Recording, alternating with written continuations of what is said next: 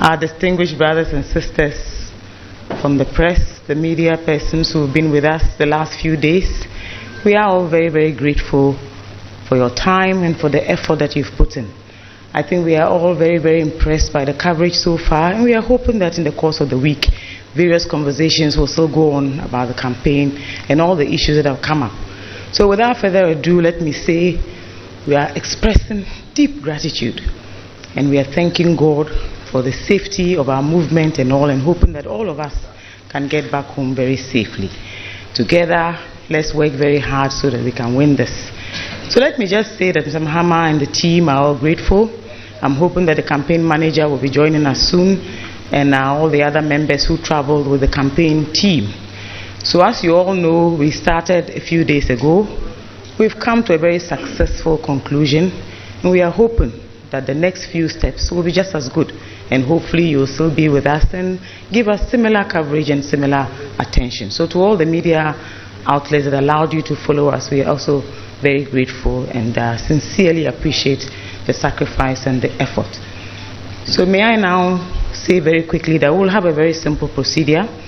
We'll have Mr. Mahama address you very shortly, and then in the aftermath we'll take some questions from all of you here. I believe that we'll be expecting the questions to actually stay with the conversations we've had over the last few days, and issues that maybe require some clarification. You can also reach out and ask him. So may I say that all of us are very grateful, and we thank God for this beautiful morning. Also, hopefully at the end of it, if there are any other reasons why we need to wrap up further, you can ask, and then we can give you all the clarification. So let's invite Mr. Mahama to please join us on the podium. Thank you.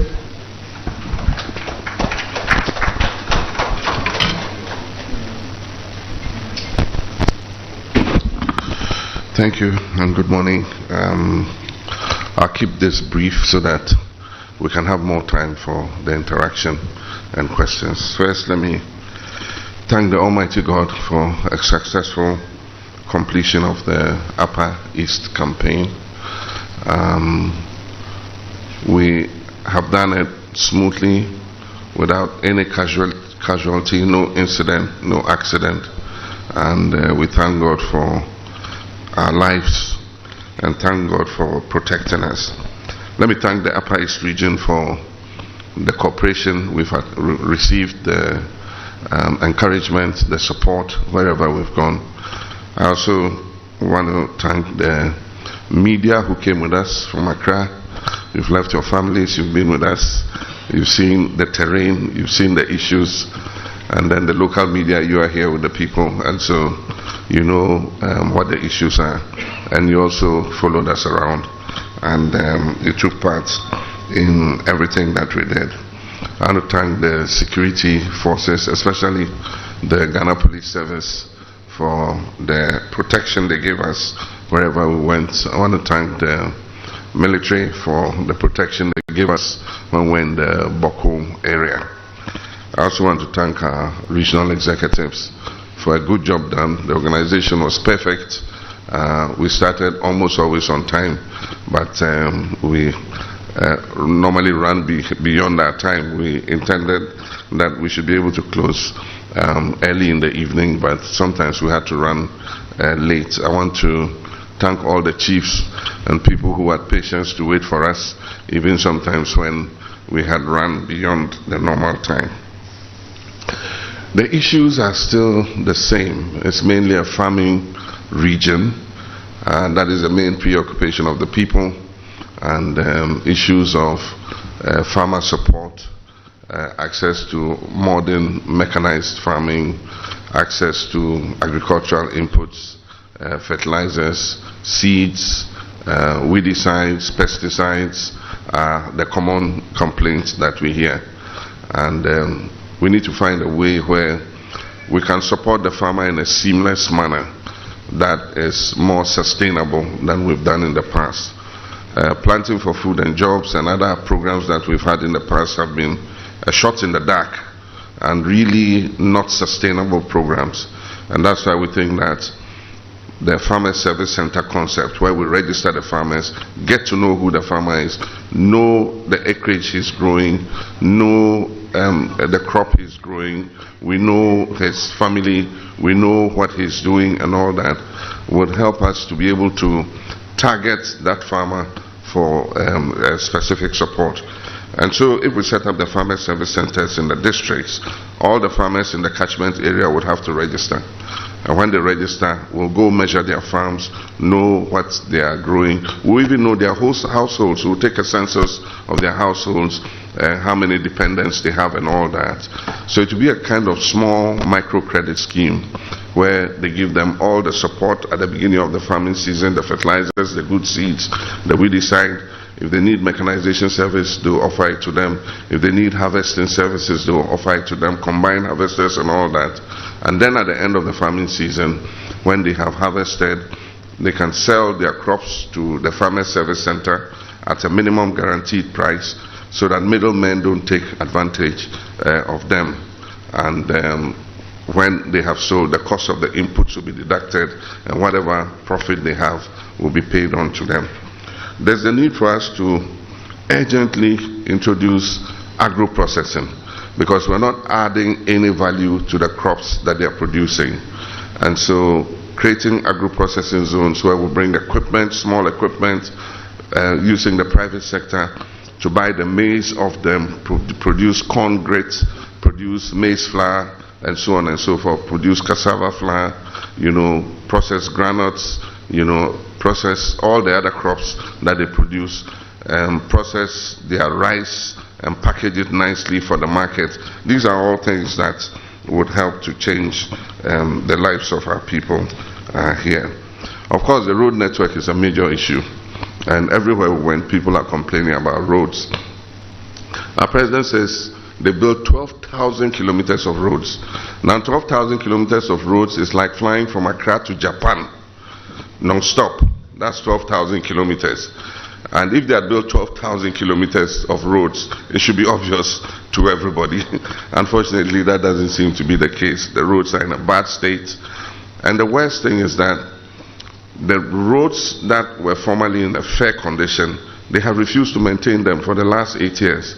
And roads that I knew were good just 4 years ago have deteriorated so badly because there's no routine maintenance schedule for patching the potholes and all that. While you build new roads, you must be maintaining the existing road network so that it can serve for longer. If you take the Tamale to Bolga road, it's virtually falling to pieces. This road was built in President Rawlings' time, and it's like 16 to 20 years old, and there's no proper maintenance. It needs an asphalt overlay because of the heavy-duty trucks that use that road to connect to Burkina Faso. So these are the issues. Roads are a major issue. The next is education and healthcare. There's the need for more schools, more access to secondary education, more access to tertiary education. There are big gaps in terms of tertiary. For instance, if you start from Daboya all through the overseas area to Kobori, to Yagaba, to Yizesi, to Fumbisi, to Sandima, all the way to Navrongo, there's no tertiary institution in that whole area. If they want to access tertiary education, they either have to go to Wa, or go to Tamale, or come to Navrongo or to Bolga. So there's a big gap there. And so we need a tertiary educational institution there. Considering that the activity there is mostly agriculture, whatever tertiary institution we put there should focus on agriculture as an issue. The next most important thing is unemployment. Indeed, it's number one. There are teeming young people who have nothing to do, and it's a ticking time bomb for us. If we don't do something about youth unemployment, then I'm afraid we'll have some of what is happening in Kenya and Nigeria on our hands. And so that should be, youth unemployment should be declared a national emergency. And everything we must do to find something for these young people to do, we need to do. And so that's the next major issue. Other issues include women empowerment, building modern markets so that we can promote economic activity, so that trading of goods and services, can take place properly. So now that we've finished Upper East, our next region is Volta, and so Upper East has set a standard. Volta must start getting ready to be able to match up to what Upper East has done. I also have coming up as part of the Mahama conversations a youth program in Bukum, and that is going to be a first of its kind, a youth town hall where I'll interact with young people and discuss their issues so that we can put their issues front and center before the nation. And so these are some of the things that are coming up. But all in all, it's been a successful 4 days. I want to thank Upper East again and thank everybody who has helped to make this campaign a success. Thank you very much. Thank you very much, sir. So may I now that we will take the questions.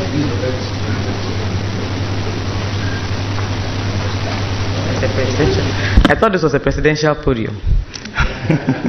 Okay, so we'll take the questions in batches. We'll take the first 3. We'll ask. Thank you, sir.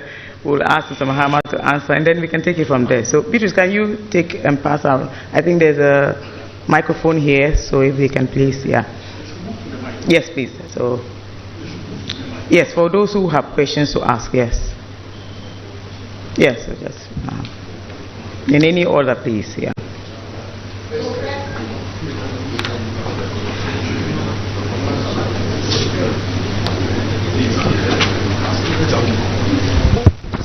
Can you please state your name, your media house, and then let's go on. Thank you. Good morning. My name is Albert Sorry. I work for Joy News. I'm the regional correspondent. I'm also the regional secretary for the GJ. Thank you for this opportunity. I wanted to find out. Thank you. I wanted to ask about the MultiPurpose Ter. It's one of the biggest promises that the current government made to the people of this region.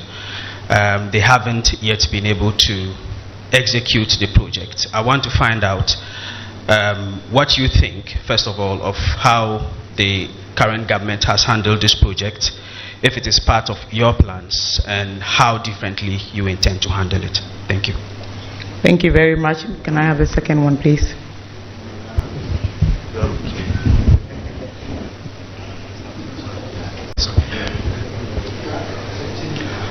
Good morning. My name is Anaya Joseph Napoleon. I represent Group Indom. That's Indom's media. My question to you this morning is I want to know what steps will you take to reset the economy? You know, the economy is in shambles. So we are looking at the steps you want to use to reset the economy. The second question is that we are looking at how feasible is the free the 24-hour economy. Is this something that is doable? And the last one is a suggestion. You said you want to create for the people of Boku a new region. I want to suggest maybe why don't you create more districts? Since when you create new regions, you're going to spend much money on it. Since development is for the people, we are looking for more districts that will help instead of the regions. Thank you so much. Thank you very much. And I said one question per, but of course we are out. Thank you very much. My name is Anthony Adongo Apubeo. I work with the Ghana News Agency. Mr. President, my first question has to do with roads. And I was very grateful when you talked about the roads throughout your tour. The Boga-Boku Road was one of the major roads that you cut short for work to begin in Upper East region. But unfortunately, you couldn't finish it before you left office. The present government has done something on it, but he hasn't finished. First of all, are you prioritizing it when you come back? Secondly, if you look at the quality of work that has been done, I was in Kasua during the time you did the Kasua interchange. And then within the 4 years, we were able to finish with the work, except some few things. And the quality of work that was done there, if you compare that to the road, that's, I mean, the work that has been done on the Bolga-Boku road, you see the difference. And I think we also deserve the same first-class road that was constructed there. I don't know, when you come to power, would you improve upon it and then continue? Thank you. Yes. Thank you very, very much. So may I now ask Mr. Mahama to please give you the responses. Thank you, sir.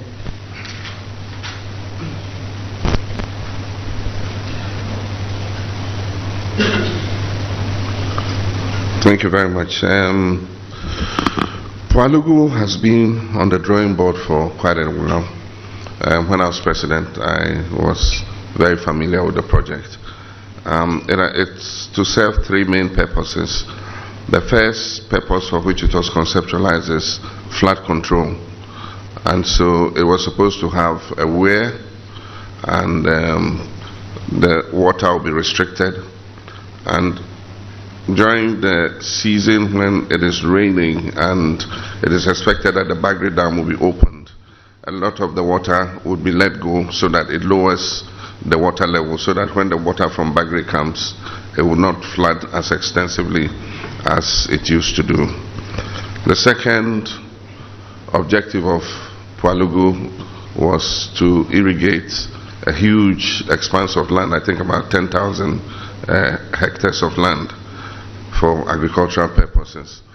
And then the third, which is a byproduct of the dam, was to produce about 30 to 50 megawatts of power. And so it's a very important project, and I think that we didn't start it because we were not able to yet procure dedicated funding for it. Because for a project like that, when you start funding it, it must continue to its completion. And so when this new government came, they took it up, and in 2019 they cut short for it. But I noticed something. They said it was going to be funded from Government of Ghana budget. And I knew that that was going to be a problem. Because to have an almost $1 billion project funded from Government of Ghana budget, then you can be sure that it will face the hazards that every other project that depends on the consolidated fund faces. And that is exactly what happened. Of course, it made a lot of political capital for the president's party in cutting short for that project. But I mean, one knew that it was going to face very difficult challenges. Unfortunately, we have rather lost money because almost $12 million was paid for no work done. You go to the site, there's absolutely nothing there. And so somebody has caused financial loss to the state, and must be held to account to come and answer what happened. But it's a project that is desirable. We intend to continue. We're not going to abandon it, but we're going to look for a source of dedicated funding for it so that we can push it from start to finish without the kind of hazards that projects like this face when they depend on the contingency, on the consolidated fund. Talking about resetting the economy, everybody knows what the issues of our economy are. It is the structure of our economy. We borrow and we spend. We live above our means. We run a budget deficit that we carry on every year continuously. But recently, a new phenomenon was added under this government, and that was over-borrowing. The reason for the crisis in which we are is that this government over-borrowed, spent more than it was earning, and in addition, our traditional sources of income, they mismanaged. And so you have a situation where you are spending more, you are borrowing more, and yet the hen that lays the golden eggs, you're killing it, and so the golden eggs are not coming. And so what happens is the cocoa sector has collapsed completely. Cocoa sector in syndication used to bring 2 billion fresh cedis into the economy every year. This year we hardly were able to borrow even 800 million. And so that is a traditional source that has held this economy since Gordon Gisberg's time. They have come and mismanaged it. Produce Buying Company has collapsed. They are selling their assets. Produce Buying Company bought 30% of the cocoa that we exported in 2016 when I was president. Today, they have bought zero, and the banks are selling their assets. The workers have not been paid for 10 months. And so, while spending more and borrowing more, the traditional sources of income for this country have been destroyed. Aside from that, I worked very hard to bring on 2 new oil wells to increase our revenue and our volumes of oil and gas. The advantage is, if we get more gas, it helps us to bring the cost of electricity down because we don't need to use heavy fuel oil to fire our thermal plants. We use gas. Right now, we have a shortfall of about 25% gas, and so we have to fill it with crude oil. And you know what happens when the prices of crude oil go up, and our electricity tariffs also go up. This government, since they came for 8 years, have wasted everybody's time. There's been no major development in the oil and gas sector. Indeed, those who were even producing oil and gas, they've hounded some of them out. ENI had to evacuate all their expatriate staff to Cote d'Ivoire because of some litigation that was going on, which the president should have stepped in and resolved. He never did that. It went all the way to the International Court of Arbitration before a decision was taken. Now they're calling ENI to the table, calling the other partner to the table to discuss an issue that they should have done 3 years ago. And so there's been no addition in terms of oil and gas. We should have been getting more revenue from there. That one too is down. And so you have a situation like this when the government is overspending, overborrowing, and at the same time making less money. I mean, taking the wrongest decisions in the sectors that should be bringing in additional money. These are some of the issues that have happened. So I've signaled that we're going to declare an emergency in the cocoa sector to boost up production as soon as possible. We should be able to do that in 1 season or 2 seasons. We should be able to bring cocoa back by giving the farmers an attractive price, providing them with the inputs so that they can increase their production, so that we can export more cocoa, bringing new technology, grafting, small-scale irrigation schemes, so that when the weather is very dry, the farmers can use boreholes to water the cocoa to reduce the stress on the trees. These are all things that we'll do. We must get more from our extractive industry. So we're going to look at the whole mining sector and see how we can get more in terms of Ghanaians' participation in gold mining, in all the mining industry, in terms of getting more revenue from mining. That's an area we'll look at so that we can bring in additional money. We're going to get the oil and gas people to pump like crazy, because oil is in transition. If you don't pump all your assets now, electric cars are coming, the world is changing, there's going to be a reduction in reliance on crude oil, and so if you have those assets, you must be pumping and selling as fast as you can, you know, so that you don't have what they call stranded assets. Because if the world moves on and you have oil in the ground, nobody needs it, and so it will be stranded. So it's called stranded assets.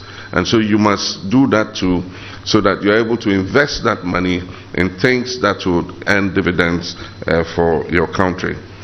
But indeed, in addition to all this, we must cut waste, because we're going to the IMF for $3 billion.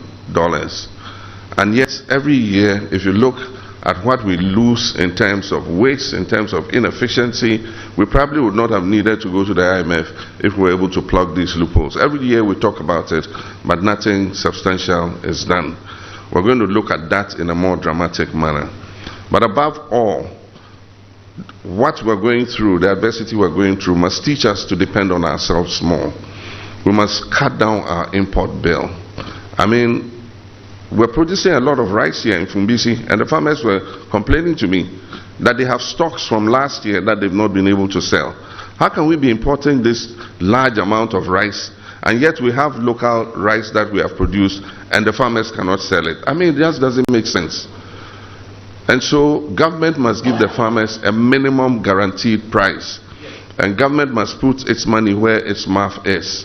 We must provide the money to buy the rice off the farmers. We must process that rice and use it to feed our school children, use it to feed our hospitals, stop our schools and hospitals and other government institutions from buying imported rice. They must eat the local rice. And so that will give a market for the farmers to be able to continue to invest in their farms, we must provide them with processing facilities. The whole Fumbisi, there's a small rice mill somebody has set up. Government said they were setting up a rice mill. It is not functional yet. Whatever it is, I don't know. If we come, we'll look at it. But I think that there's the need for a bigger capacity. There's a big rice mill in Nyankpala, Avnash. And I don't know why there's not a connection with buying the paddy from here and processing it there. But these are all bottlenecks that the Ministry of Agriculture must look at and resolve. We need to add value for the farmers. And so if there's a processing plant here where they take their rice and the rice is processed and back packaged nicely, it adds value. The farmer will get more than just selling the paddy. The paddy, the market women and middlemen come and buy it for cheap. They take it to Accra, they process it and put it on the market, and they make the bigger margin than the farmer makes. But if we have a processing plant here that processes the rice for a fee for the farmer and adds value to his rice, then he can sell the rice at a higher value than he's doing currently. The 24-hour economy is achievable, and it's not a new thing. I didn't conceptualize it. It was in our 40-year development plan in 2016 that I launched, and many countries are implementing it. If we continue to work 8 hours a day, it will take us 30 years to come out of this financial crisis. We need to speed up. And that's why I give the example of the pharmaceutical sector, and that's just one sector. If we increase demand for our own health products, we should be able to double the workforce and increase the number of hours that the pharmaceutical sector works. And so for analgesics, that is painkillers, for antibiotics, for cough syrups, for ARVs and drugs like that, if we say we're going to buy our own local production first before we look at imported drugs, it will give our pharmaceutical companies more money. It will make them able to add on production lines. And then they will not need to work from 8 to 5. They will need to work from 8 to 12 or 8 to the following morning. And that will enable them to take on more people.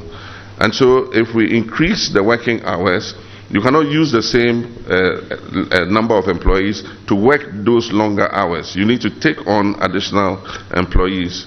And that means that more young people will get jobs. In one breath, they say, oh, but companies are doing it already.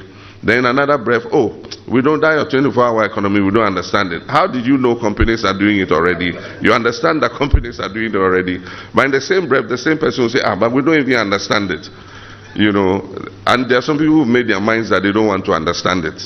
And they say if a person is not asleep, you can't wake him up because he's not asleep. He's awake already.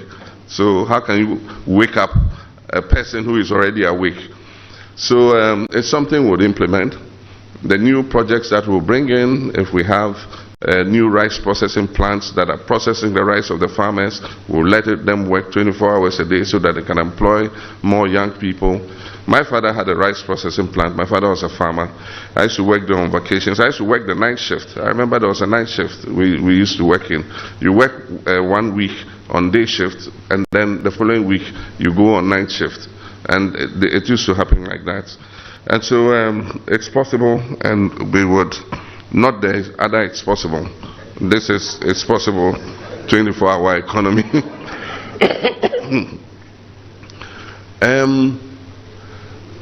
The Bokunaba put a request for a new region. I didn't say, when you asked the question, you said, I said I'll create a new region. I didn't say I'll create a new region. He put a request for a new region. And I told him that the criteria for new regions is 1, population size, 2, land size, and 3, economic viability. And I said that there's a process, a constitutional process for doing it. And so first they'll have to petition for a new region. I know the Member of Parliament for Boko Central has written to the Speaker, but that is not a petition. The petition must come from the persons including the Member of Parliament, the chiefs and all that, to the President. And then the President has to set up a commission of inquiry. And the commission of inquiry will evaluate whether the area qualifies for a new region based on what I said, population size on land size and economic viability. And when it has done that, the Commission of Inquiry would either say yes, it is possible to create a new region, or it will say no. And so it does not lie in my power to create a new region, and I never said I was going to create a new region. I was just showing the processes by which new regions are created. But what I said was, that area is comparable to some other areas. I mean, for instance, if you take the Savannah region, or the Northeast, or the Western North, their population might be almost equivalent to that. If you take economic viability, they are a commercial center because Boko is a trading area and all that. If you take land size, I don't know, I've never measured the land size of that area. But if you take the constituencies there, are 6, the districts are 6, and maybe in other places they have the same number of districts. This was just something that I was saying comparatively. But all in all, it depends on the constitutional processes. After the Commission of Inquiry has recommended even yes, it must be subjected to a referendum in which not less than 40% of the people must vote and 75% of them must say yes. So it's a complicated process, and so let's correct the misconception. I didn't say when I became president I'm creating a new region. I'm saying that the Bokunaba requested a new region, and I was explaining the processes that has to be gone through. My information is that the vice president went there and he said the same thing to him, and the vice president said the same thing about the constitutional processes for creating a new region. The Bolga Boku Mome Road, I cut the sword for it, and we started work on it. This government has continued the work, but the work has not been completed, mainly because of the debt restructuring.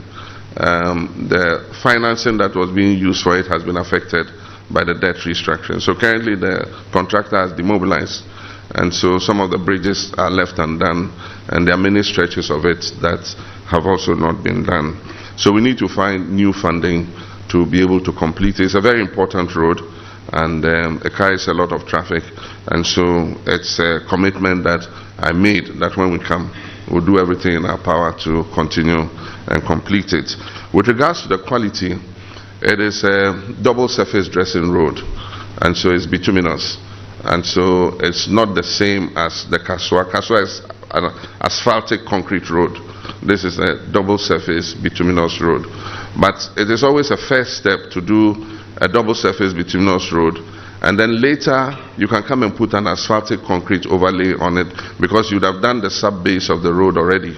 And so at least we have a first step. Let's complete the road so that we can have traffic going to and fro. And when we have the financial wherewithal, we can come and put an asphaltic concrete layer over it, so that it can last longer than it currently can. It's something we'll prioritize, and I think that's the third question. That's all. Thank you.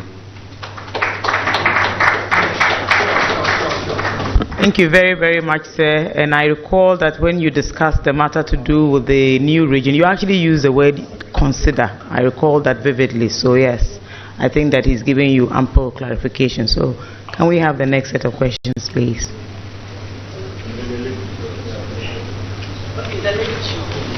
Good morning. My name is Atungo Idrisu Kasim.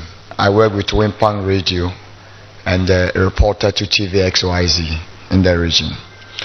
My question is, Your Excellency, we can see that corruption has taken over the whole nation.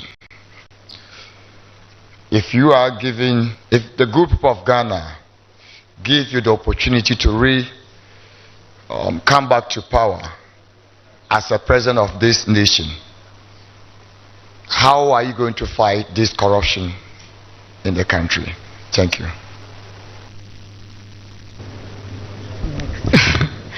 Good morning, and my name is Emmanuel Okolok of Word FM, and thank you for this opportunity.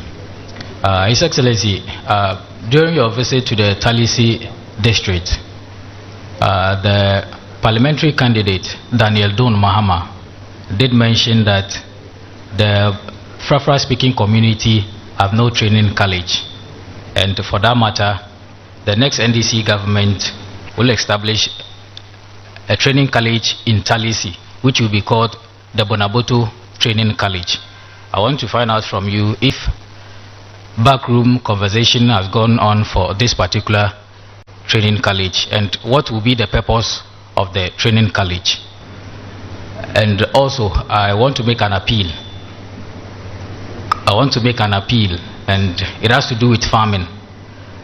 If you take a look at the Upper East region, most of us, we are farmers, and bringing like your service, farmer service center that you spoke about, for me, I would like you to add solar mechanized boreholes to it, which will be more closer to the farmers than the dumps that we are digging everywhere, because this will improve the farmer to be able to have at least his own farm within his own backyard, whereby he will not need to travel to other places to farm. And besides, some of our farmers during the dry season farming, especially the dams side, some of them have to pay money to the landowners to be able to access the land to do the irrigational farming.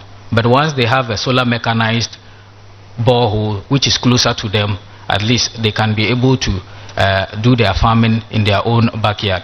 We all also know that if you take a look at the Upper East region, still on the farming issue, the government has introduced one village, one dump. I think it's helping, but to improve on it, we should have one village, 10 boreholes, mechanized boreholes with huge polytanks, which can help the farmers. And in that case, the agric extension officers can take in charge of that, and they can also contribute every monthly. They pay a quota so that district assemblies can also get something to be able to maintain the project. So I think this is what I want to add to it. If only Ghanaians give you the power, the nod to lead the country once again. Thank you. Thank you, Emmanuel. Thank you very much. My name is Vida Akurbiri, Radio Grune. It's a community radio station in Bulgaria. My question is, the young and the old are crying for hardship in the country. Do you think when you become the president of the Republic of Ghana, you'll be able to change the hardship? Thank you. Thank you very much. Mr. President, can we please have you? She said the third one is about hardship, please. Can you do something about the hardship? Yes, there's a lot of hardship. Thank you, sir.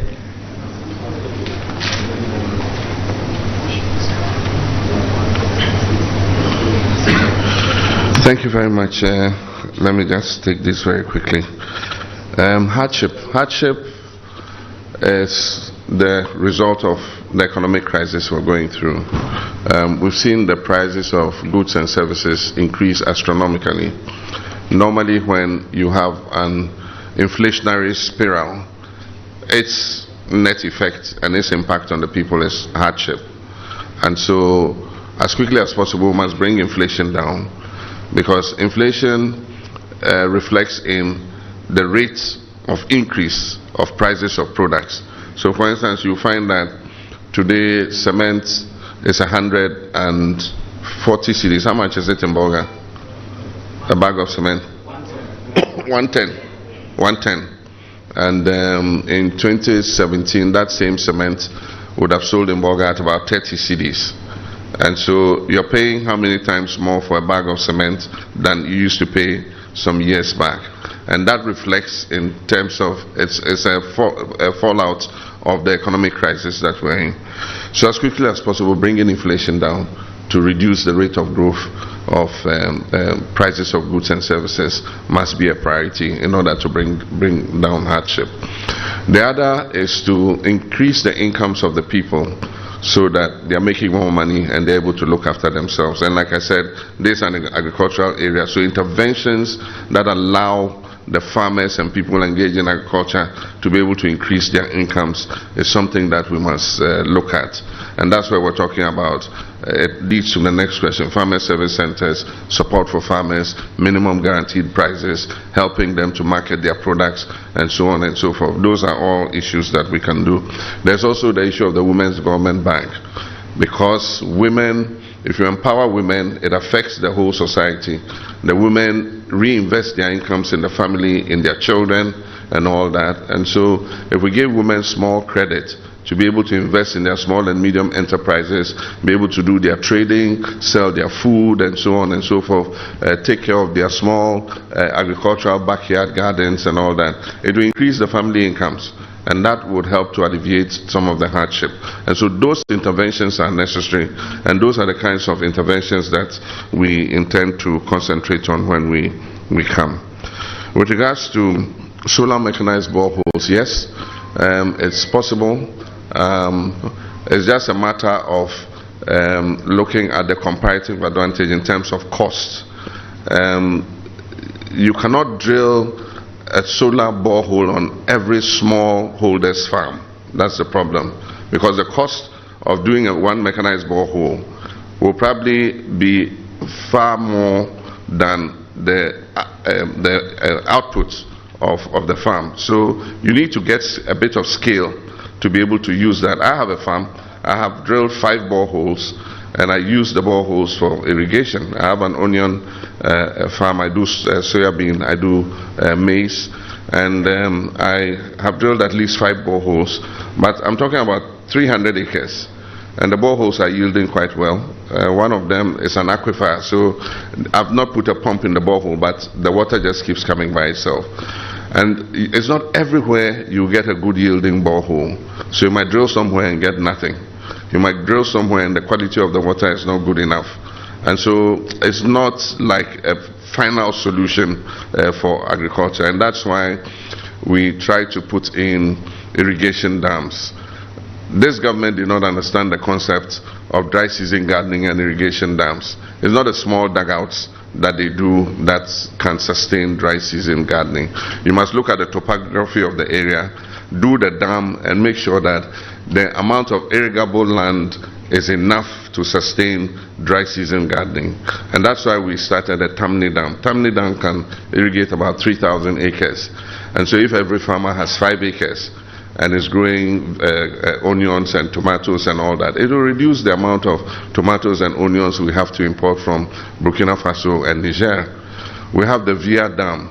We got some money for it under GCAP. You know, this government did not apply it. Eventually they went to Parliament and varied the use of the money and put it into planting for food and jobs. So the expansion that should have taken place in Via so that you could allocate more land to the young people to farm has not been done. We did a rehabilitation of Tono, but Tono is not being put to full use yet. If it's put to full use, it should be able to produce much more tomatoes and other products for the market. So we have the capacity to be able to expand. For instance, Lambousie had a dam that broke. I recently, from my own resources, went and rehabilitated that dam for them, and it can irrigate about another 600, 700 acres of land. And the young people in Lambousie can establish their farms and use the water for irrigation. The water is enough. Apart from that, they have started fishing and catching a lot of catfish in there. So these are the little interventions that we can do that can improve our people's lives. The lack of a tertiary educational institution in that area is not only Palensi. They're actually talking about the whole Bonaboto area. That includes Bongo, Nabdam, you know, and includes Tongo. So that whole area has no tertiary institution. That's why I was saying there are some blind spots when it comes to tertiary education. And so the children have to leave their communities and travel far if they have to go to College of Education or go to university or something like that. And so in future, what we'll do is we'll map out those blind spots, and then when we're establishing new colleges of education or institutions of higher learning, we will try to position them in those areas that do not yet have them, instead of just adding more to where they already have an abundance of higher educational institutions. Corruption is probably the highest in the Fourth Republic under this government. And I'm not saying it because I'm the opposition leader. Transparency international corruption perception index shows that it is the highest this government has done. The perception of corruption is the highest. But you can't measure real corruption, you measure the perception. And so if it says the perception of corruption is highest, then it means that corruption has gone higher. But even just anecdotally, you can tell that there's not the will to crack down on corruption, because the president himself is the one who normally comes out first and shields people who are accused of corruption. And there are many cases where he's cleared them. And I was surprised. He said every single case of corruption in his government has been investigated and dealt with. I'm not sure whether he lives in the same country with us or he comes from Jupiter to come and visit us, you know. But certainly we know better. We know that that's not true. To be able to deal with corruption, I think that we should take away political interference. We should leave the anti-corruption institutions to do their work. This government is fighting the OSP. Indeed, they've made attempts to, they hounded the first one so much, Martin Amidu, that he had to resign. And the second one, they set up the OSP office, but they are the ones fighting with the OSP and, you know, trying to get him out. The OSP should be left to work, and I make that commitment when I come into office. The special prosecutor would have a free hand to do any investigations he wants. And it's not going to be, what we do is, it's easy when you come into office to investigate your predecessor government. They are your political opponents, so investigating them and prosecuting them, indeed you will enjoy doing it. But the real test of the fight against corruption is when it happens in your regime, that you're able to investigate and deal with it.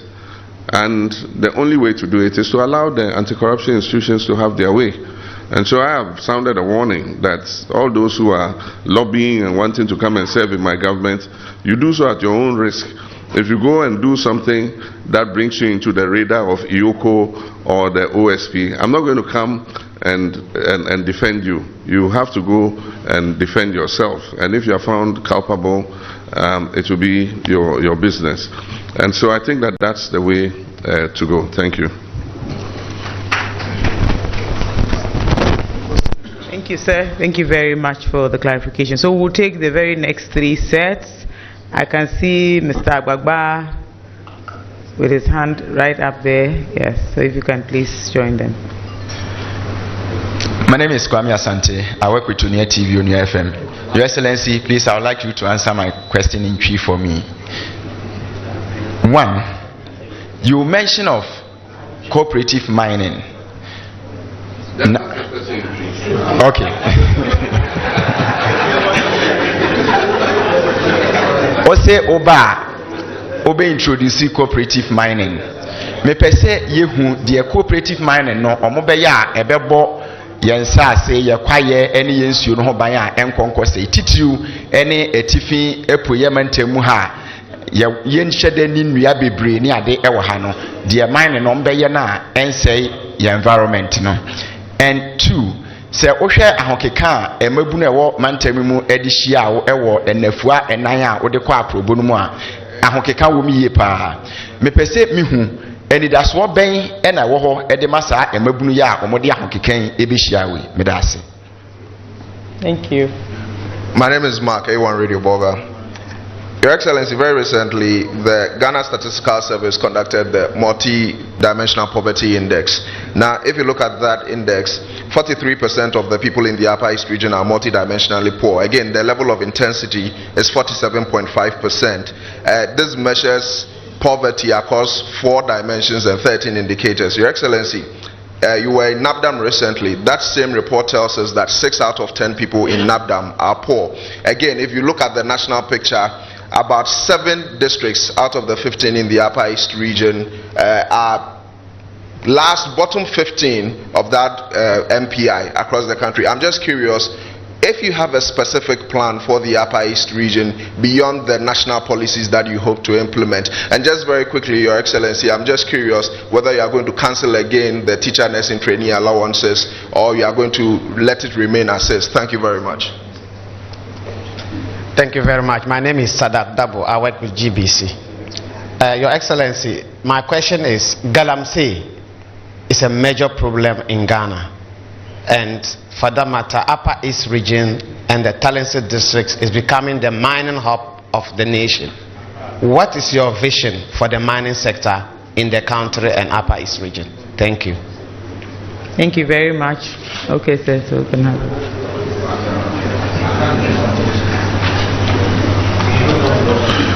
thank you very much. Nedikai me the question now okasa minkatwino me yano ansana mahwe ne aka. Cooperative mining a concept a yedeba. I just say a yenhye foforo a yepese yedeba. I just say so wo hwe bibia ye mining na yenka say Upper East region ha ye wo mining operations mienu a baako ewo eye Shanzi mining eye China for bi na eye mining wo ho ena foforo bi nso aba a ye friend Cardinal mining na bibia me koye no emabunu no bebre ene ye Ghana for a echese omo wo ho no omo so omo pese omo ye mining ne kakra na omo timi nya bibi etimi de hwe omo ho na etsan say big mining companies na fa concessions mienu no nya ye kan say baby so wo ho a eda ho a yenim say gold wo ho enti se eba yebema geological survey aye ho exploration ni a map ho out na emabunu ne enkrofo mpese omoye sa mining no yebeka umabum in cooperatives enti ombe register as a cooperative na yede emabunu na omoye University of Mining and Technology ewo Takwa UMAT a omun wo ehunimdie yede omo beba beka cooperative no ho no ma kire omo sane omo be ye mining no abra obi empra abia obi enhre ne kwa omo ye mining no so ya omo be kire omo sane na omo be kata your friend land reclamation omo be kata asase no omo be san piepia akatakata amra no no mo san duadua endua a ewo ho faso enti san nyoma ni na ya dia ye betimi aye eno na eye the concept of cooperative mining na enye Upper East region hankwa bebia ye mining bia ye de sa concept no bema se ne be ya ye mabunu no so ebetimi enya adwuma ye big mining companies ne say omutimi je woko bebia ye ko ye ya company ba ko 60 km square I just say enye 60 km square ni nyina ena obe mining bebi wo ho a ohwe a gold no enoso dodo enti ehonya de a just say eya de a and then the Chinea or Bequaco mining wo ho. Enti nye can say yen hwe asase a big mining companies naje. Bibia say gold no enhye dan doso a omani enna so say ombekwakoye bibi wo ho. Yentimi ntwa ho kakra na yemabunu no ye de omo ye cooperative na etwitwa amomo how many acres no omo so omo akotutu kakra ne ombenya no na omo de ahwe omo ho. Omo wie nso a na omo a yede omo aka omo ho a omo mining hu nim de omo kire omo se na yede bulldozer no be piapia akatakata amra no na omo nya forestry for no mama omo nnua no mo duadua eguso na eche se asan abeyeye bium enti no ya de a wo se yehwe wo se senya emamnu ebo je me so abra me ba Upper East region no ya de me nije yie na minim se ejna se omabamu ebu because omosha and sema aban we ekachire omo Nana Akufo-Addo ene ninua baomia and sema omokan bosha omo share omo ni ade ni na omo ntimi endi so nti ama ebabunu no abamu ebu omo hu omo dachi yie nti omo pensensen mu omo pese omo sesan enti bebi ameko bia omo boje me so na eyade a na meni so yie eno so ehye me nkran se meba ewosem ye dwumaden na mitimi eye ade a ebebie kwan ama omo ma omo so omo timi anya adwuma ye na omo timi ahwe omo ho enti eno na esie question Ediso, that one was in English, multidimensional poverty. Multidimensional poverty has increased. You know, from the time of the beginning of the millennium, that is from President Rawlings into 2000, and then when President Kufuor came, we came up with what we call the Millennium Development Goals, and the target was to reduce poverty. And Ghana was one of the best performers in terms of poverty reduction. Unfortunately, over the last 8 years, we've seen an escalation. The World Bank has said that 800,000 people in the last 2 years or so have fallen below the poverty line. And people continue to become poorer, also exacerbated by the economic crisis. The capital of a lot of small and medium Ghanaian enterprises has been wiped out by the debt restructuring. People have lost money in the bonds. People's little savings that they put in provident funds, in other funds, you know, have been wiped out. Indeed, the savings of the Ghanaian middle class has been completely wiped out. And so it means that our indigenous capital has gone down. And this is the capital that is invested, that creates jobs, that creates incomes for Ghanaian families. And that is why we're seeing an expansion in poverty. So as quickly as possible, we need to rebuild indigenous capital. We need to give Ghanaians opportunities to be able to recoup their savings. In places where we think we can do restitution, the president, I hear, gave the instruction that 50,000 bailouts should be paid. Some of these provident funds run into millions. And so you give them a first 50,000 bailout, another 50,000, that's 100,000. You owe them, say, 10 million or 11 million. What is 100,000 to a group like that? You know, and so we must take it more seriously. If government made a mistake and has to recompense these people, we must find the money to do so, so that they're able to get their capital back and be able to invest it. And that is the only way we can get our people out of poverty. You see, we must have specific programs for the poorest parts of this country. The problem with this government is they treat everybody the same. And so when they came, Coastal Development Authority, Middle Belt Development Authority, Northern Development Belt Authority, it's like, and you give money to all these authorities, and so you're not targeting where the pockets of poverty are. I think that in going forward, we must look at where the poorest parts of this country are and target our poverty alleviation measures to suit that. But even now, it's getting worse, because there's been a marked increase in multidimensionally poor people in Ashanti region.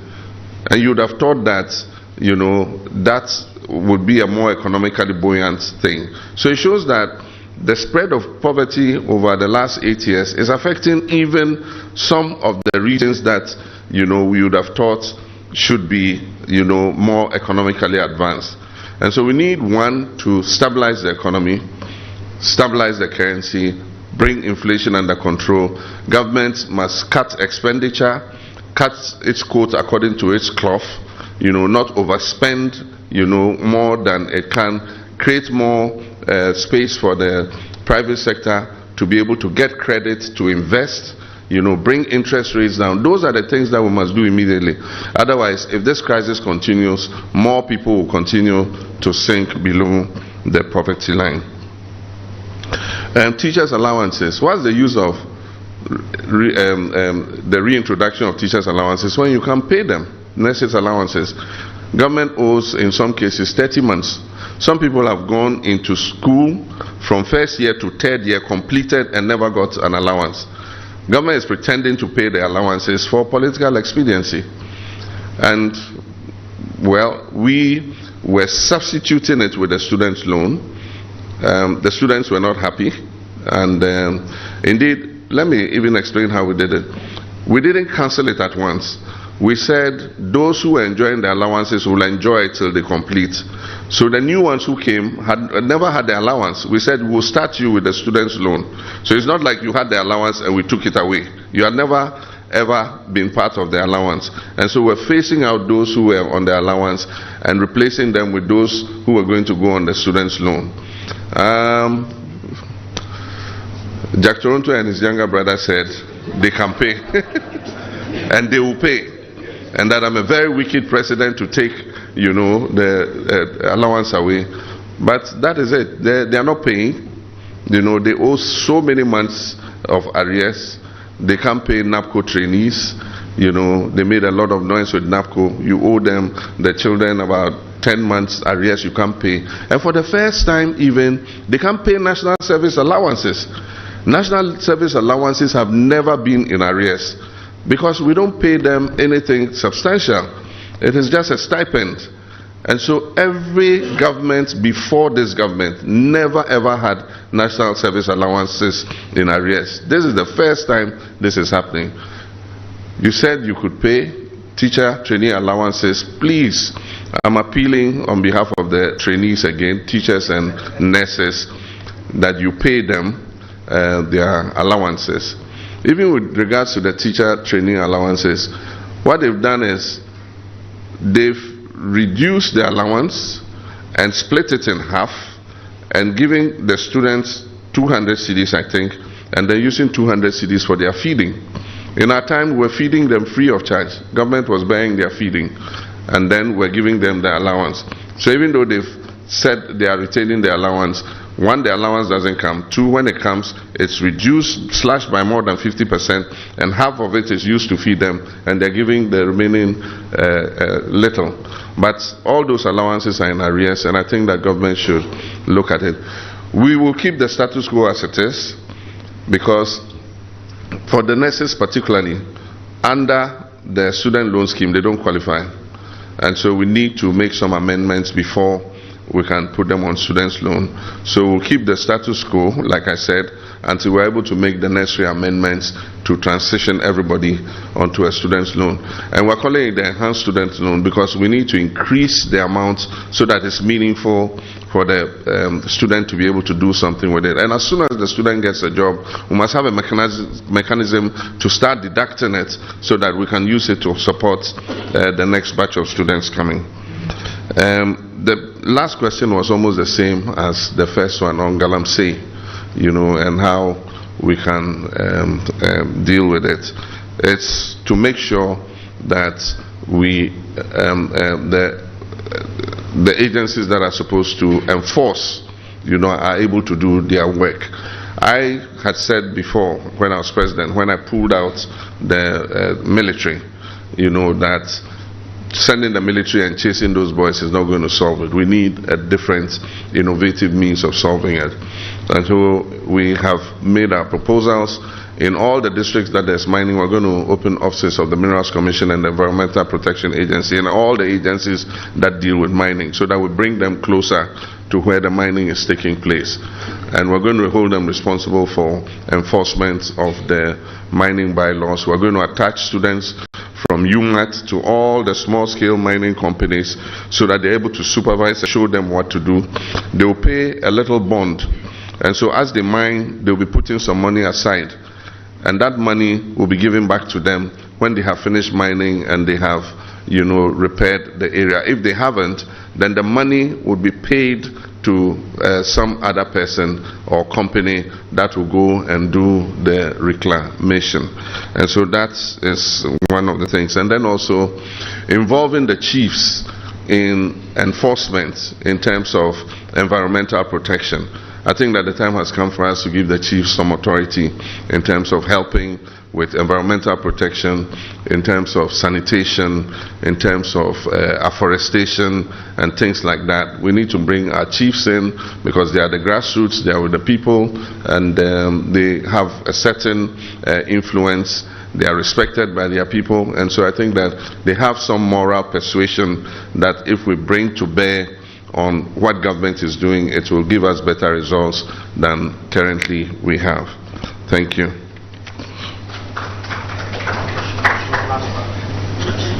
Thank you very much, sir. So we have the last three. We are actually running out of time for our next program, so if we can please be very quick. Thank you very much.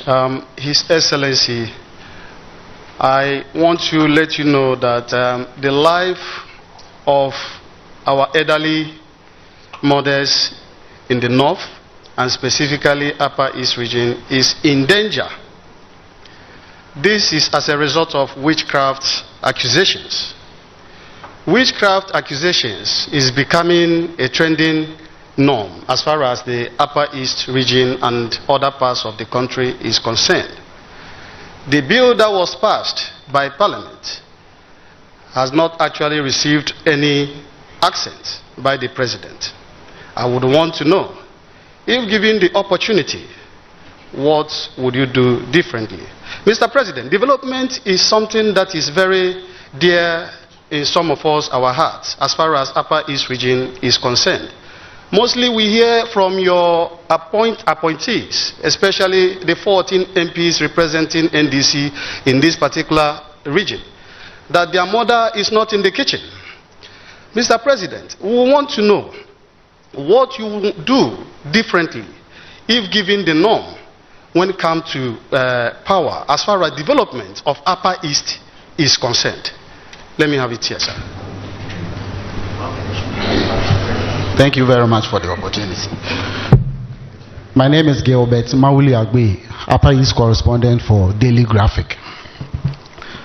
Mr. Former President, I'm sure it has been brought to your attention the issue of skyrocketing poultry imports, particularly frozen chicken, which also poses health concerns for consumers.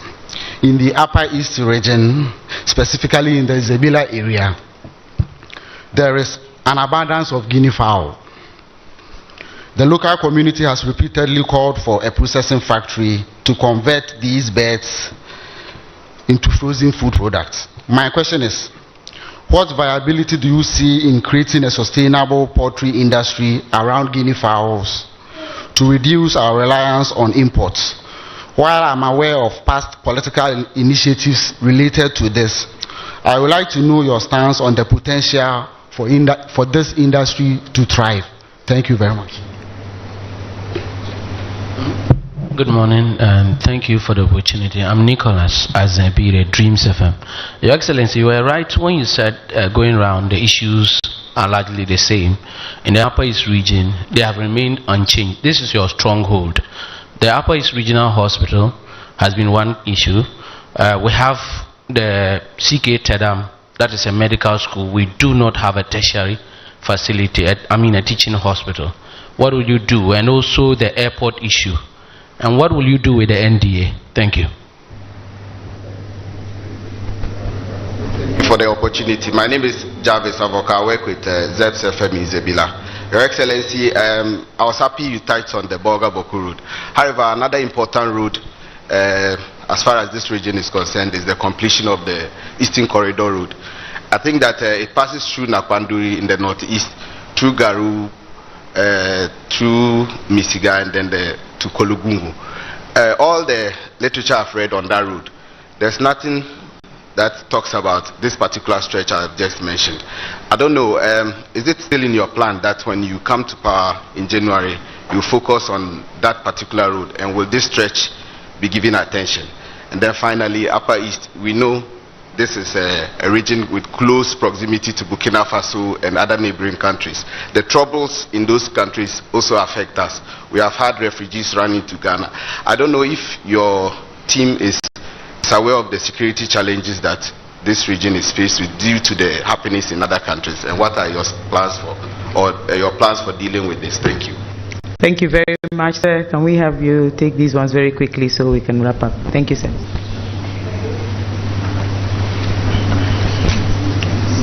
Thank you very much. Whenever there's poverty and crisis, there's an increase in witchcraft.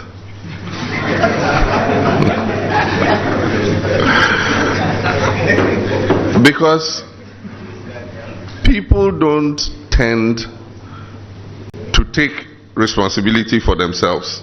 They must find somebody to blame for adversity. And so if they are not able to find opportunity, they are not able to satisfy their full potential, there's crisis, there's hunger and all that, they must find somebody to blame. And normally they'll look for the most vulnerable person in the society, and these are the poor old women, and accuse them of witchcraft. And so it's a direct correlation to the increase in poverty, the increase in accusations of witchcraft.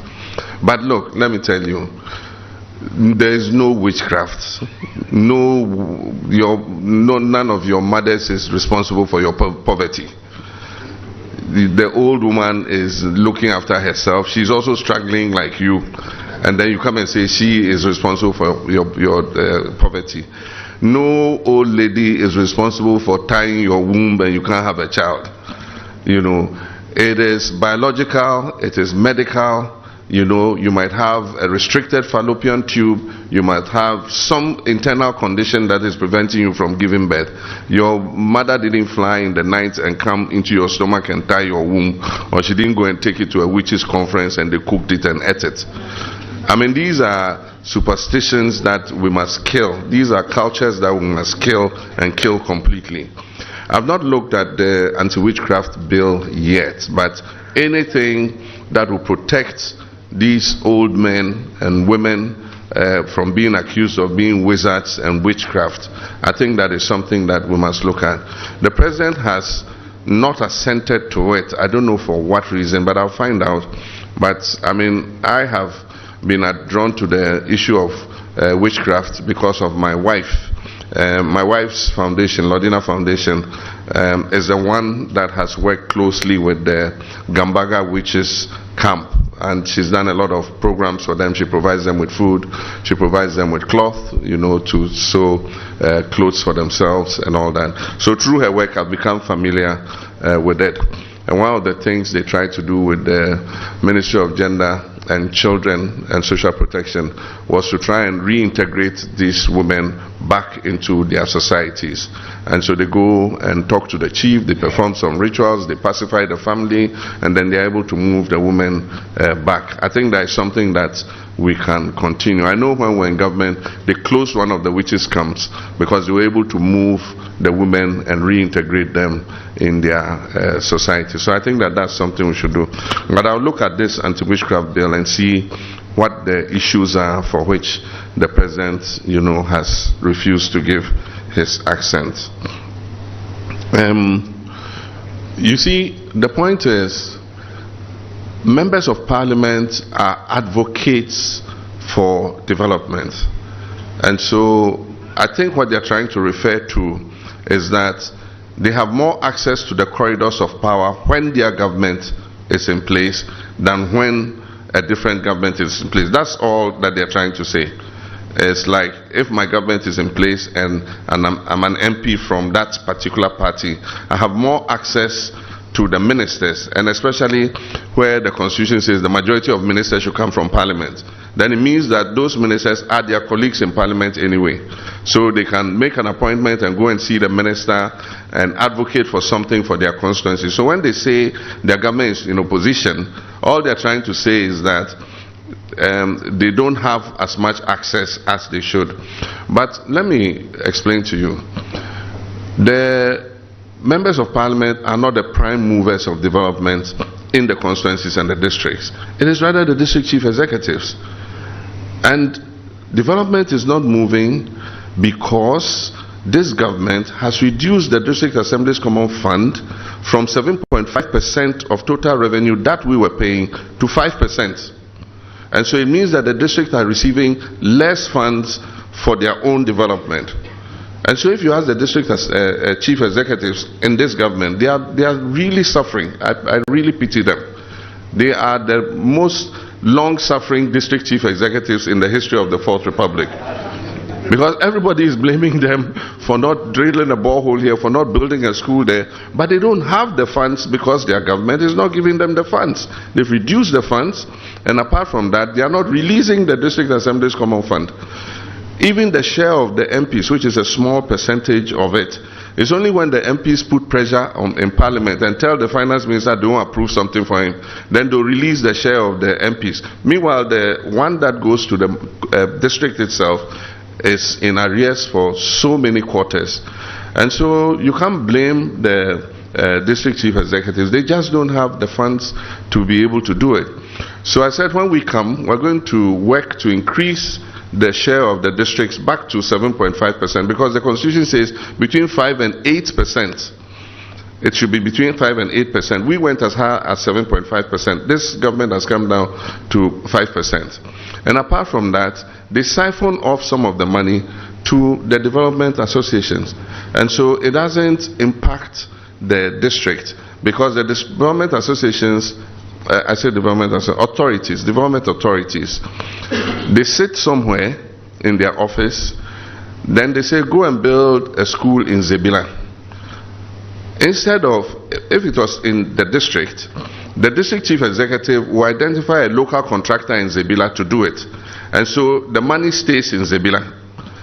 But the development authorities will take a contractor from, say, Bolga or from Tamale and award him the contract to go and do in Zebila.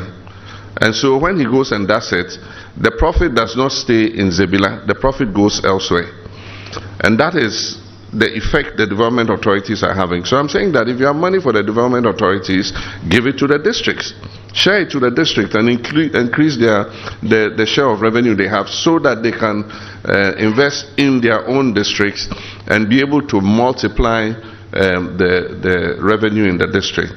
I've been an MP before, and I remember when I was an MP, anytime the District Assembly's Common Fund is released, Bole Bambo is buoyant.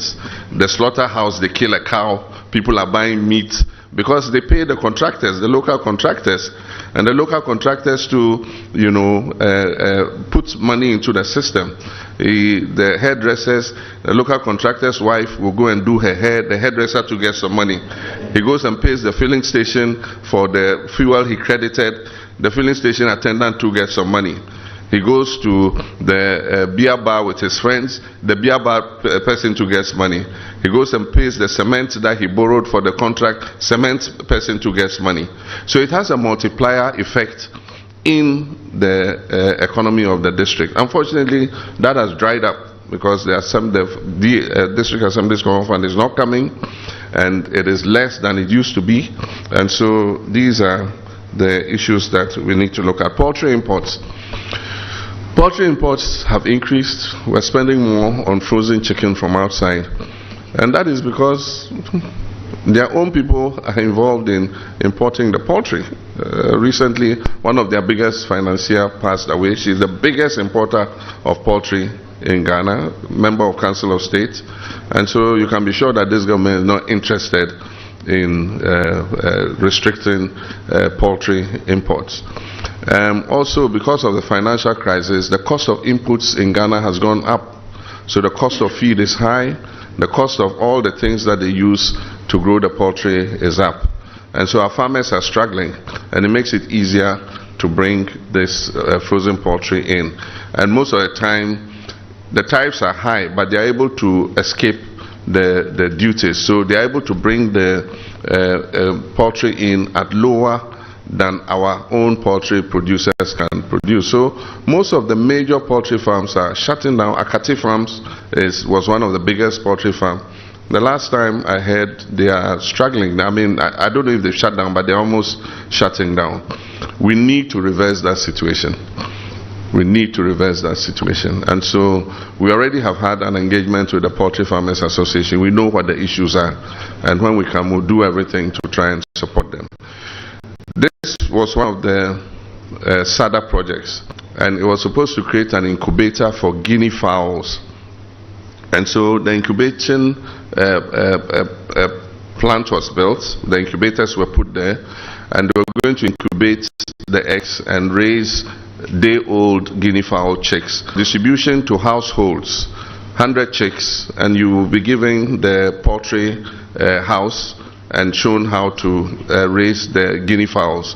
And then there was supposed to be a processing plant so that the guinea fowls will be bought off the households and processed, and they will put them in frozen trucks to send them down to the south to market. Unfortunately, the project ran into issues. The media criticized it, and they came and said the guinea fowls had flown to Burkina Faso. No guinea fowls flew to Burkina Faso. Guinea fowls are not migratory birds. And the project was not for you to come and see thousands of guinea fowls in one place. It was supposed to incubate the eggs and give the guinea fowl day-old chicks to the farmers. And so somebody came and asked, he says he asked the watchman, where are the guinea fowls? And the watchman said, oh, they go Burkina Faso, they go come rainy season, they go come back. And then it took a life of its own. The media went and published it.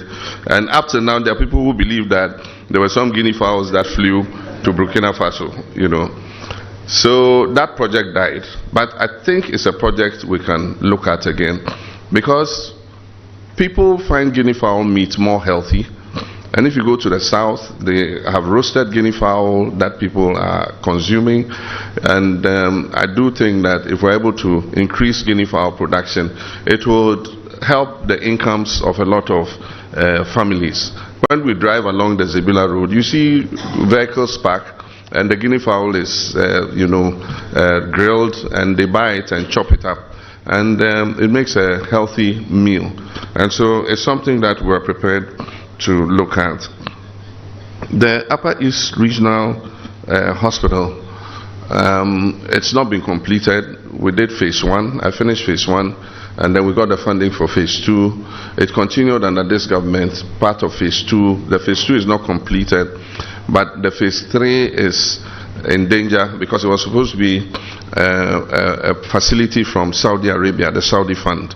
And since the debt restructuring, one is not sure whether the funding will continue or not. So we need to come and take a look and see how we can work to finish it. If we finish it, I think that it can be used temporarily for the students who are doing medical training. And Tamale is not far. If they need some additional practicals, they can move them to Tamale and bring them back until eventually we get a proper teaching hospital here in the Upper East. It happened with UDS when the Tamale Regional Hospital was not yet a teaching hospital.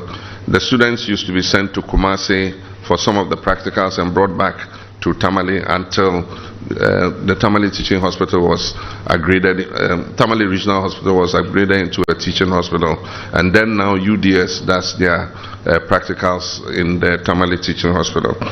So first, let's finish the regional hospital, and then they can do some of the practicals there, but the rest they can go to Tamale, and then eventually when we upgrade Bolga Hospital into a teaching hospital, then the training can continue.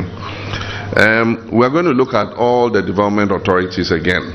I don't think that they've achieved the reason for which they were the Coastal Development Authority, Middle Belt, and all that. We're going to look at it again. And like I said, rather than just do blanket development authorities, we must do better targeting of the areas of poverty. What that structure will be, I don't know yet, but it's something that I think we should look at. Eastern Corridor, we're dedicated to finishing it.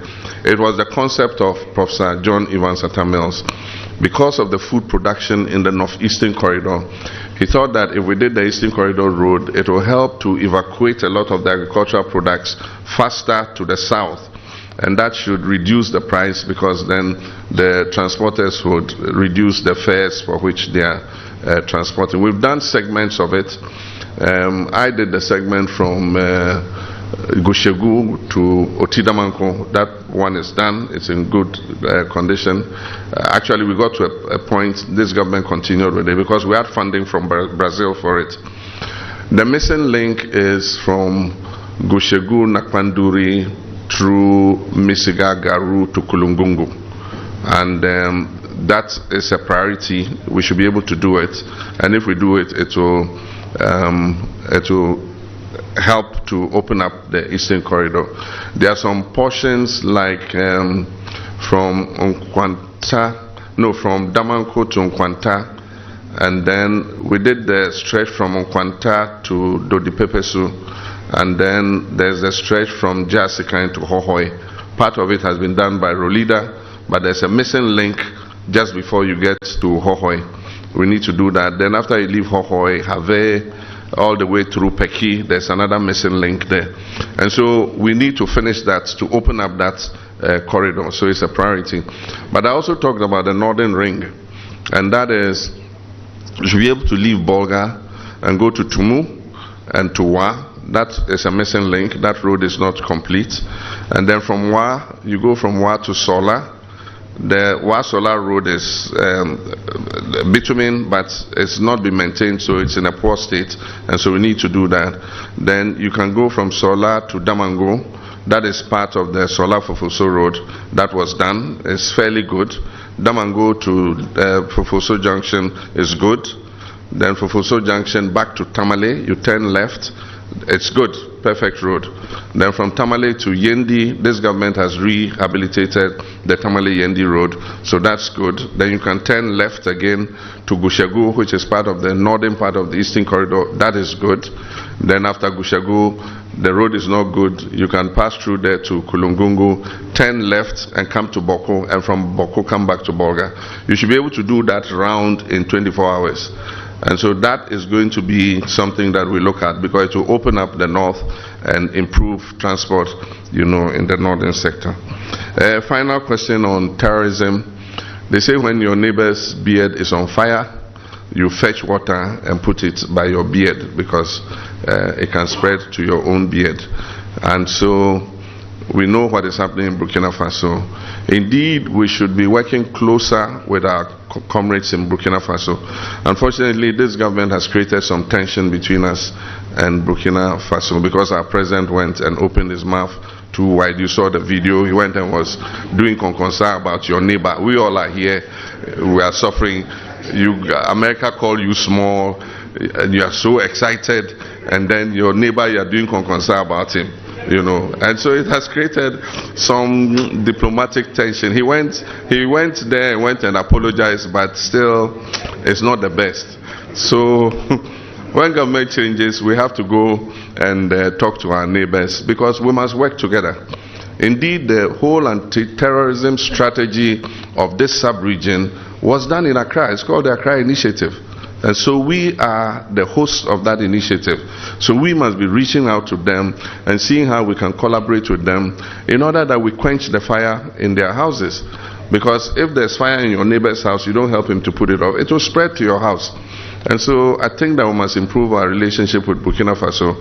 At the same time, we must also strengthen our surveillance and security, so that in case it comes into our borders, we are able to deal with it. And that is also the reason why we must solve the Boko crisis as quickly as possible, because just across the border is where this thing is happening. And terrorism feeds in through a weak link. And so where you have crisis, that is where it will come through. And that is the reason why the issues of Boko must be dealt with. And that probably could be one of the reasons that they are requesting a region, because of security. It can give a better focus on the security of the area and all that. But those are some issues that can be dealt with, at the appropriate time. Thank you. Thank you very, very much, sir. Thank you for this very insightful question and answer session. Like I always say, he's actually the very best communicator you can find. Anything Mr. Mahama explains, you understand even much better. May I please call on the regional president of the Ghana Journalists Association here in Bolgatanga to please give us a very short vote of thanks. But let me say thank you to our regional communications officer, Jonathan Abdullah. You've done a very, very good job, and we are very, very grateful to you. Thank you.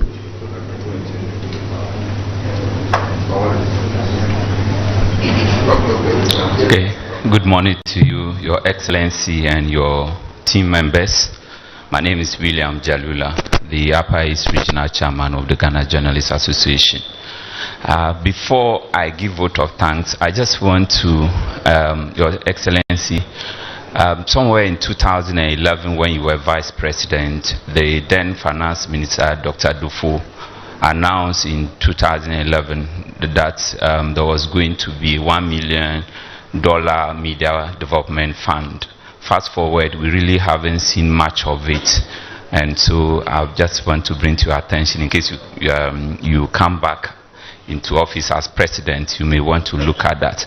And then the Upper East region, one village, one dam. I just want to find out if you get the opportunity to lead the country again, you want to expand those dams to enhance dry season farming. Thank you very much. I want to thank you so much for spending time with us this morning. I've been monitoring your tour across the region, and it has been very fruitful. My colleagues who have been on the field with you have also represented the media fraternity very well, and I'm sure that your team would have given you feedback on our performance. We thank God also for Jenny Mercies and how he has taken you and your team through, and we can only wish you the very best as you move to other parts of the country. You indicated you will move into the Volta region. We pray that the good Lord will take you there safely. So thank you very much for spending time with us this morning. We are grateful that you have been with us. Just also to invite you for our award ceremony. The regional branch of the GJA will have our awards on the 30th of this month. Maybe you want to come back and join us. Thank you very much. Thank you very much. The victory as Mr. Mahama will be taking leave of us. We are running late for the next program, and we have to go all the way to the Thank you very much. Thank you, sir. We're very grateful. The victory of Mahama. See you soon.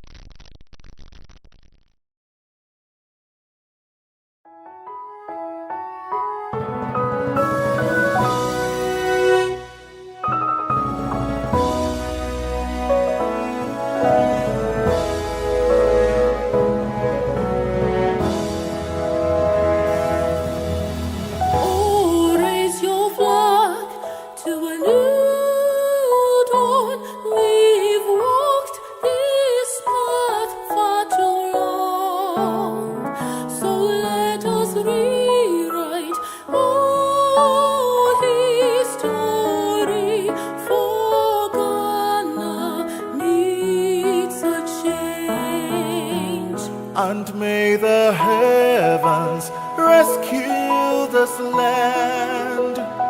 We need a man with vision to lead. John Mahama is the man for us. Oh, Ghana needs a change.